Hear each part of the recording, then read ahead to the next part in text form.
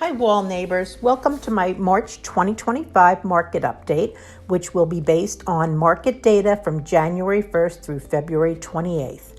I monitor, compile, and report on all Wall Township single-family market activity on a daily basis.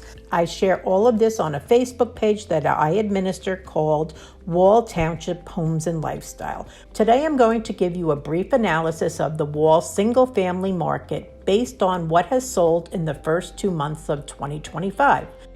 25 single-family properties closed from January 1st through February 28th.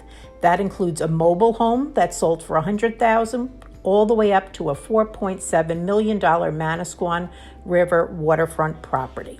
Looking at this spreadsheet, the two columns on the far right are of particular interest. The inner right column tells me the number of days each property was on the market before going under contract. This is a critical piece of information because it tells me how quickly each property sold. Note, fewer days on the market almost always results in a higher percentage of asking price received by the seller, and the opposite is true as well. That brings me to the outer right column called percentage of asking price received. And by this, I am referring to the original asking price, not subsequent price reductions. Ideally, a seller will want to receive 100% of the asking price, or better yet, over 100. So I'm happy to report that the data tells me that Wall is still experiencing a strong seller's market. Of the 25 properties that sold in the last 2 months, 9 were under contract in between 0 and 14 days and received an average of 101% of asking price, with one of those properties commanding 117.5%. 3 of the 25 were under contract in 15 to 30 days and received on average 100% of asking price. 6 of those properties under contract in 31 to 60 days received on average 94% of asking price. 4 of the properties were under contract between 61 and 90 days and received an average of 92% of asking price. And just 2 properties took over 90 days and they received an average of 87% of asking price. Please do note that the above data does validate what I said earlier. The shorter the days on the market, the higher percentage of asking price the seller receives, and conversely, the longer on the market, the lesser percentage received. You can see that clearly here. So now, what's my forecast as we head into March in the early spring market?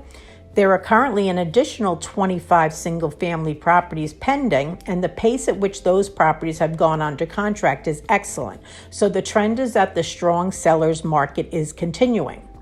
So that is also the general consensus of other experts in various sectors of the housing industry.